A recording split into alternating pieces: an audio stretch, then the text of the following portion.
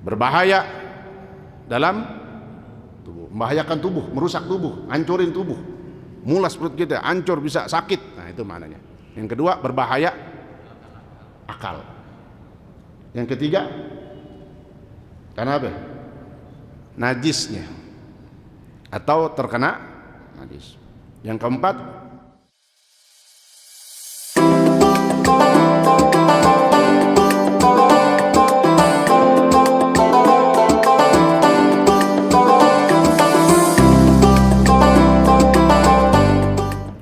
alhamdulillah wa syukurillah, pada pagi hari ini atas izin Allah kembali kita melangkahkan kaki kita lalu kita duduk bersama dalam salah satu majlis yang paling mulia, majlis ilmu, majlisnya Rasulullah sallallahu alaihi wasallam, dengan harapan dan keyakinan kita duduknya kita di majlis ilmu ini mendapatkan pahala yang terbesar di sisi Allah Subhanahu wa taala. Duduknya kita di majlis ilmu ini menjadi sebab insyaallah Allah berikan keberkahan di dalam hidup kita. Allah berikan kesehatan diri kita, keluarga kita, amin ya rabbal alamin. Mari kita lanjutkan pelajaran kita dalam kitab Hadis Al-Arba'in Nawawi. Bismillahirrahmanirrahim. Qala Syekhul Muallif rahimahullahu taala bihi wa adama an-naf'a bihi wa bi'ulumihi wa bi'asrarihi fid darain amin. Masih dalam keterangan hadis yang ke-6 tentang penjelasan dan ketentuan di dalam syariat Islam bahwa yang halal itu sudah jelas, begitu juga yang diharamkan sudah jelas, sehingga tinggal kita sebagai umat Islam, orang-orang yang beriman, berarti mengambil sesuatu yang dihalalkan oleh Allah Subhanahu wa taala, kemudian kita menjauh dari apa yang diharamkan oleh Allah Subhanahu wa taala. Itulah dalam kalimat hadisnya beliau menyampaikan, innal halala bayyinun wa innal harama bayyinun. Sesungguhnya yang halal itu bayyinun, sudah jelas dan sudah dijelaskan oleh Rasulullah sallallahu alaihi wasallam, dijelaskan oleh Allah di dalam Al-Quran, dijelaskan oleh Rasulullah di dalam hadis-hadisnya.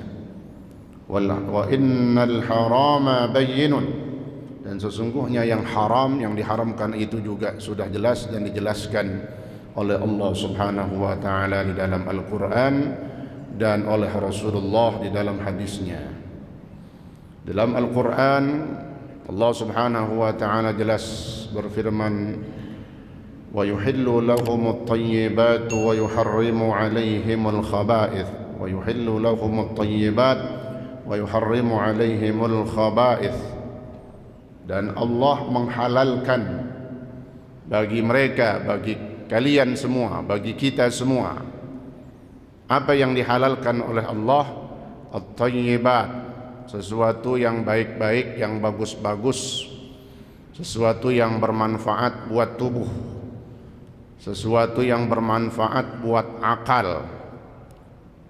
Yang thayyibat itu juga termasuk sesuatu yang baik dalam kategori pandangan tabiat watak manusia, bukan sesuatu yang menjijikkan. Itu yang dikatakan wa yuhillu lahumut thayyibat, thayyibat ya, jadi sesuatu yang dihalalkan bagi oleh Allah kepada kita adalah yang memiliki manfaat buat kita semua.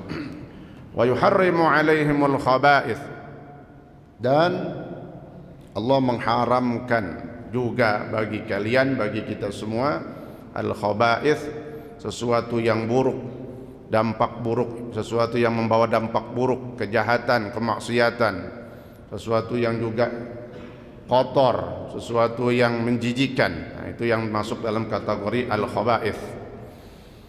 Di dalam hadisnya Rasulullah sallallahu alaihi wasallam menyatakan bahwa kullu lahmin nabata fihi haram fannaru aula bihi. Ancaman bagi orang yang memakan sesuatu yang haram, apapun yang dia konsumsi, baik itu diminum, dimakan, dihisap, dihirup, maka semuanya yang dari yang diharamkan oleh Allah Subhanahu wa taala itu yang disebut dengan yang diharamkan. Nah, kullu lahmin nabata fihi haram.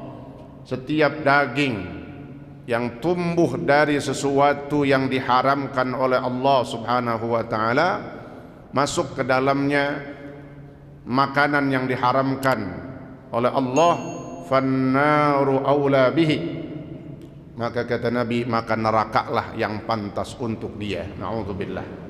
Maka pentingnya kita menjaga diri kita untuk senantiasa mengambil yang dihalalkan oleh Allah Subhanahu wa taala. Kemudian sesuatu yang dihalalkan sudah jelas, kemudian sesuatu yang diharamkan juga sudah jelas, sehingga di dalam ilmu fiqih sampai ada bab yang namanya al-at'imah. Fikihnya disebut fiqhul at'imah, fikih yang berhubungan dengan makanan yang dihalalkan ataupun yang diharamkan yang harus kita ketahui. Nah, di antaranya sesuatu diharamkan itu makanan ataupun minuman. Kenapa diharamkan?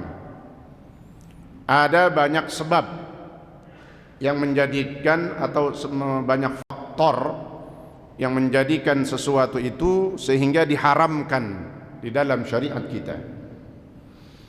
Yang pertama, sesuatu itu diharamkan karena ma yadurru bil badan. Ini kalau kita mau tahu apa saja yang diharamkan di dalam syariat kita. Yang pertama, ma yadurru bil badan, sesuatu yang membahayakan dalam tubuh kita, maka haram kita memakannya, meminumnya. Apa saja? Racun tikus nggak boleh, haram. Kenapa dikatakan haram? Bukan karena najisnya, tapi karena yadurruhu bil badan. Tuh, lihat, membahayakan badan. Lihat tuh Islam itu sempurna dan begitu indah, dan bahkan menjaga tubuh seorang, jasadnya, fisiknya jangan sampai sakit, jangan sampai kena sesuatu yang membahayakannya. Sampai memakan sesuatu yang membahayakan tubuhnya pun diharamkan. Maka haramnya karena berbahaya untuk tubuhnya. Apaan lagi? Sesuatu yang bisa membahayakan tubuh kita. Ya, makanan-makanan yang udah nggak pantas, yang di situ bisa ada unsur keracunan. Apa itu namanya kalau ada habis tanggalnya? Oh, ya, expired, ya. Kadaluarsa. Ya. Udah expired dimakan juga. Udah jelas itu ya, kan ada takaran waktunya. Jangan kita makan. Nah, itu haram, ya. Nasi dah basi diembat juga. Nah, sesuatu pokoknya yang udah nggak layak, yang bisa membahayakan tubuh kita. Apalagi? Beling dimakan. Kuda lumping tuh haram. Ya. Tanah dimakan, batu dimakan. Nah, sesuatu yang bisa membahayakan tubuh, gimana tuh hukumnya? Haram, karena dia bisa membahayakan tubuh kita. Yang kedua, sesuatu diharamkan karena sebab ma yadurru bil aqli, membahayakan dan merusak akal. Nah, ini yang bahayaan lagi. Juga selain akal, dia bisa merusak tubuh. Dua nih, akal dan tubuh. Apa? Minum-minuman keras, narkoba, dan segala macam jenisnya, segala sesuatu yang memabukkan. Kullu muskirin haramun, kullu muskirin haramun, segala sesuatu yang memabukkan itu hukumnya haram. Kenapa? Karena dia bisa membahayakan dan merusak akal kita, pemuda-pemuda kita, ya. Ini kita antisipasi, Pak. Kampung kita Jagakarsa begitu luar biasa dengan pengajian. Tapi kita jangan bangga dengan pengajian, lalu kita nggak peduli terhadap lingkungan kita. Apalagi banyak kafe-kafe di kampung kita sekarang, ya. Takutnya ada pengedar-pengedar narkoba. Jangan aman aja gitu, Pak. Ada pengedar narkoba, anak-anak kita. Maka yang terpenting, setiap kita punya anak, awasin, kasih tahu, jangan sembarangan bergaul. Tidak dia memakai, nggak pakai dia.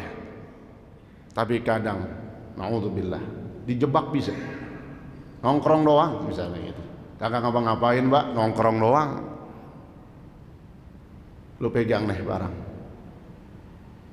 Yang nitipin ngilang, tiba-tiba ada mobil yang ada lampu-lampunya lewat, patroli. Hati-hati itu, ya. Nah, itu banyak-banyak kejadian, maka kita antisipasi, ya. Artinya jangan kita sibuk dengan mengaji, dengan ibadah untuk diri kita, tapi kita tidak mempedulikan kemunkaran yang ada di kampung kita seandainya ada. Jadi ini ya mudah-mudahan tidak ada, mudah-mudahan nggak ada. Takutnya kita nggak tahu, tiba-tiba udah kejadian. Maka penting mengantisipasi, menjaga-jaga, ya. Kan banyak kan kafe-kafe, ya. Tuh, kalau kita lewat di Jalan Jeruk tuh, kalau kita lewat entah malamnya, malam Ahad lewat situ dah. Nah, ya. Jadi boleh saja, tapi harus ada pengawalan, ya, pengamanan, ya. Jangan COVID doang. Maka tingkat RT, RW, LMK harus kerjasama, ya. Ini lebih bahaya daripada COVID kalau dia sudah merajalela dan masuk ke kampung-kampung kita, ya. Nah, ini insyaallah, tapi mudah-mudahan ini bagian dari antisipasi kita.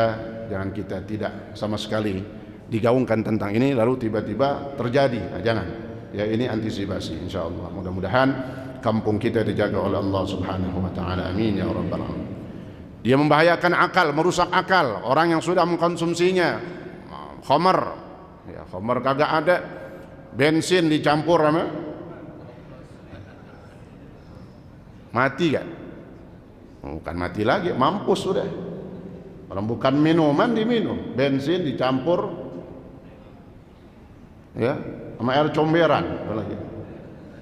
Nah, itu segala sesuatu yang bisa membahayakan tubuh juga akal, haram hukumnya. Itu, ya. Yang ketiga, sesuatu diharamkan itu karena sebab najisnya. Nah, sebab najis. Ya, apa yang dikatakan najis? Hurrimat alaikumul maitatu waddamu walahmul khinzir. Dalam Al-Quran jelas sesuatu yang najis itu apa? Yang diharamkan oleh Allah dengan sebab najisnya al-maitah, bangkai, ya, bangkai najis, nggak boleh dimakan, ya. Darah, waddamu, darah yang mengalir maksudnya. Walahmul khinzir, daging babi, termasuk juga qiyas di dalamnya dalam hadis daging anjing. Nah, itu sesuatu yang diharamkan karena najisnya dia, karena najisnya itu tadi darah yang mengalir, ya, darah, kemudian tadi bangkai, apalagi daging babi, daging anjing, dan banyak nanti ketentuan-ketentuan sesuatu yang najis. Nanah najis gak? Najis. Pokoknya segala sesuatu yang najis nggak boleh kita makan, kita minum. Air kencing, hatta qutratun wahidatun, setetes doang misalnya. Darah setetes doang nggak boleh, haram. Air kencing setetes doang haram, apalagi seember, ya. Nah, kenapa diharamkan? Karena najisnya itu. Juga sesuatu diharamkan karena terkena najis. Beda, Pak, ya. Ada kalimat, ada istilah najis itu barangnya emang dasarnya najis itu tadi, ya, yang disebutin tuh. Bangkai najis, darah najis, daging babi, anjing, karena najisnya dimasukkan dalam najis mughalladhah, najis yang terberat. Nah, kemudian tadi itu nanah dan yang lain-lainnya, air kencing, itu najis. Ada lagi sesuatu yang disebut terkena najis. Ini asalnya kagak najis dia, tapi karena terkena najis maka disebutnya mutanajjis. Nah, sesuatu yang terkena najis pun tidak boleh kita makan. Contohnya apa? Misalnya dalam hadis Nabi sebutkan, idza waqa'at al-fa'ratu fi saminin fa in kana jamidan fa alquha wa ma haulaha. Nabi pernah ditanya oleh seorang sahabat, ya Rasulullah, gimana kalau ada tikus, bangkai tikus jatuh di minyak samin? Tahu minyak samin ya? Nah, kalau yang tukang makan kembuli tahu dah. Itu yang bahan untuk nasi kembuli, nasi Arab. Itu minyak samin. Minyak samin ini kan suci asalnya. Lalu kejatuhan najis. Gimana tuh ya Rasulullah, minyak samin yang kejatuhan tikus, bangkai tikus? Kata Nabi, fa in kana jamidan fa alquha wa ma haulaha. Kalau minyak saminnya masih keras, beku, yang pertama kau buang tuh tikusnya, kau buang najisnya dan area sekitarnya. Area sekitarnya itu yang disebut mutanajis, terkena. Jangan dibuang semuanya, enggak. Kalau beku, jadi buangin dulu najisnya itu, angkat, terus tadi yang sekitarnya itu, sekitarnya itu buang. Jadi jangan dibuang semua-muanya. Kalau masih banyak, minyak samin mahal, ya, nasi kembuli mahal. Jadi dibuangin najisnya jelas, kemudian ama yang sekitarnya itu. Kenapa yang di sekitarnya itu disebut mutanajis, terkena najis, kerok-kerokin itu. Wa in kana ma'i'an fala tuqarribu. Tapi kalau cair itu minyak saminnya udah cair, kejatuhan bangkai tikus, maka buang semuanya. Kalau cair sudah menyatu, disebutnya di dalam fikih kemarin apa, kalau sesuatu yang menyatu namanya mukhalid. Kalau udah nyatu nggak bisa dipisahin lagi, maka buang semuanya.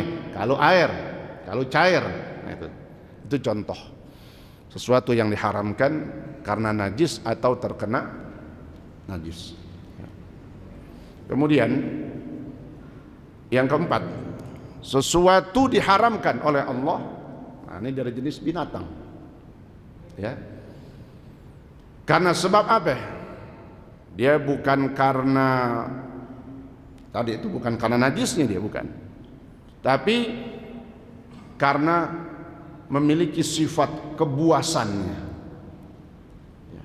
Sehingga di dalam hadisnya Rasulullah sallallahu alaihi wasallam, naha Rasulullah sallallahu alaihi wasallam an kulli dhi nabin min as-siba' wa an kulli dhi mikhlabin min at-tayr. Nabi melarang kami, kata sahabat, untuk mengkonsumsi, memakan daging hewan yang memiliki nab. Nab itu taring, taring yang kuat dari binatang buas. Taring-taring yang kuat dari binatang buas, macan, serigala dan macam-macam tuh ya. Di sini yang dimaksud diharamkan yang punya taring, tapi taring yang kuat, ya'du bihi, yang dengan taringnya itu dia bisa mencabik-cabik, ya, daripada mangsanya. Maka dikecualikan yang punya taring juga, tapi taringnya lemah, kelinci. Nah, itu yang jenis begitu tuh Pak.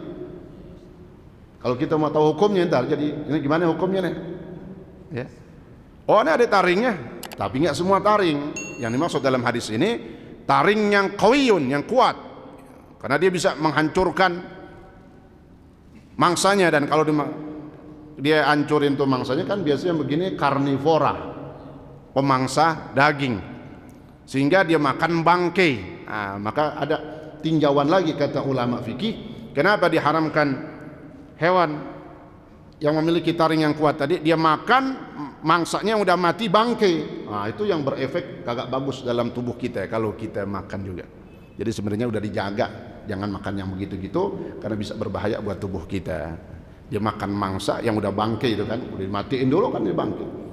Nah, adapun tadi yang taring-taring yang lemah seperti hewan-hewan yang kecil tadi itu, itu nabun dhaifun, nggak apa-apa, halal ya. Makanya ada kalau orang ke Lembang makan sate, nah itu, ya, itu. Jadi diharamkan karena apa? Karena buasnya itu tadi. Wa kullu dhi mikhlabin minat thair, burung begitu juga, jenis burung yang memiliki cengkraman, cakar, mikhlab, kuku yang sangat panjang, yang dengan kuku itu dia bisa memangsa binatang, sama begitu, pemangsa juga kan? Karnivora juga, minat thair. Nah, itu. Jadi enggak semuanya juga yang punya kuku. Nah, burung darek kita makan, makanya sama tadi itu. Taring enggak semua taring. Yang diharamkan yang punya taring kuat, yang diharamkan yang punya kuku panjang, keker. Nah, itu yang binatang, burung-burung yang sangar tuh, gagak dan berbagai macam jenisnya, elang, raja wali ya. Nah, itu sesuatu ini diharamkan karena sebab apanya? Karena sebab dia memiliki kebuasannya itu.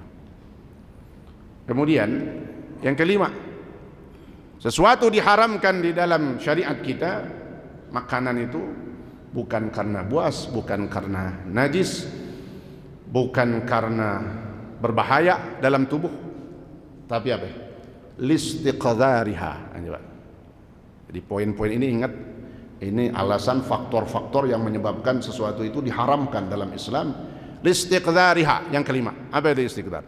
Karena menjijikkan. Normalnya orang lihat gak geli gitu. Meskipun itu suci. Suci ya, bukan halal. Suci dia. Apaan contohnya? Yang keluar dari hidung, yang keluar dari mulut, ludah, liur, ingus, kuping apaan? Nah, udah lupa. Alhamdulillah pada sehat semuanya. Congean, oh gitu katanya. Itu kan ya, ingus suci, bukan halal, ingat, suci. Mani dalam mazhab kita Syafi'i suci, tapi jangan dimakan, haram. Oh, emang najis? Bukan najisnya apa tadi? Karena istiqdhar, menjijikannya, Pak. Ini tinjauan-tinjauan dalam fikih. Ini garis besar hukumnya, biar gampang kita mentelaah sesuatu ketika terjadi dalam kehidupan kita. Oh, kalau kita menjijikkan, jangan. Dan menurut orang banyak itu menjijikkan. Misalnya ada satu orang, aku nggak geli, sama ingus biasa, lu nggak normal, bilang aja begitu. Karena normalnya ini tabi'ah salimah, watak orang yang sehat itu menjijikkan.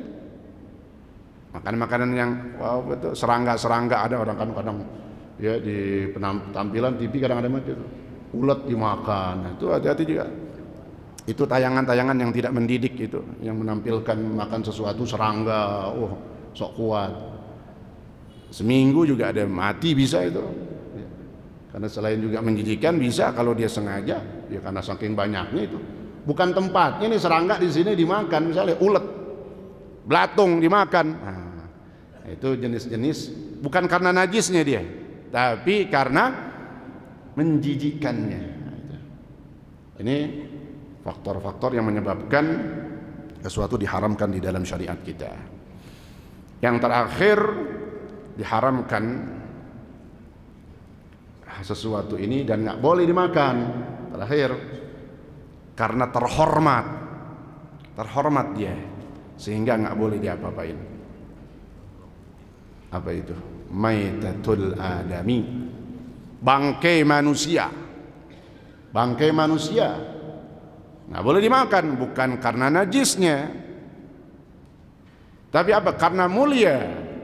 Jasad tubuh manusia itu terhormat, maknanya dimuliakan di dalam Islam. Allah katakan di dalam Al-Quran, walaqad karramna bani Adam, dan sungguh telah kami muliakan bani Adam, keturunan Adam, manusia. Jadi dimuliakan. Tubuhnya nggak boleh kita makan, bukan karena najis, tapi karena dia dimuliakan. Disebutnya kalau bahasa fikih maitah, bangkai. Men kita jangan ngomong begitu besok. Ngelawat, ngelawat takziah. Ini bangkainya belum ditutupin. Jenazah, jangan bangkai. Itu dalam fikih disebutnya bangkai. ya, karena kategorinya dilihat dari dasarnya, tapi dari penyebutan disebut jana atau mayit dah. Kalau mau mayat boleh. Ya. Nah ini berapa faktor tadi? 6 faktor yang menyebabkan sesuatu itu diharamkan di dalam syariat kita. Ingat gak apa tadi yang pertama? Berbahaya dalam tubuh, membahayakan tubuh, merusak tubuh, hancurin tubuh, mulas perut kita, hancur, bisa sakit. Nah itu maknanya. Yang kedua, berbahaya akal. Yang ketiga, karena apa? Najisnya atau terkena najis. Yang keempat, itu yang binatang buas, ingat itu. Karena dia punya taring yang kuat, kuku yang gede yang kuat juga, yang bisa memangsa. Tuh, karena buasnya disebut. Yang kelima, karena menjijikannya. Yang terakhir, karena terhormat. Satu-satunya contoh itu dah. Jenazah ataupun bangkainya manusia disebut maitatul adami. Udah mati, jasadnya, tubuhnya terhormat ya, nggak boleh dimakan. Ya, kan dagingnya nggak boleh, ya, terhormat ya, karena dimuliakan oleh Allah Subhanahu Wa Taala. Nah ini dia, pas emang, ya. Yang mau saya sampaikan itu diantaranya mudah-mudahan ya menjadi ilmu buat kita, dan tujuannya kita mempelajari yang halal ini dan juga mengetahui yang haram, kita ambil yang halal secukupnya. Yang halal juga jangan semaunya Pak. Ada di istilahnya itu menjaga tubuh kita. Ya jangan yang halal umbat semuanya dah. Yang penting halal. Lihat takaran diri kita, tubuh kita, badan kita. Kalau yang haram jelas kita jauhkan. Silahkan dah.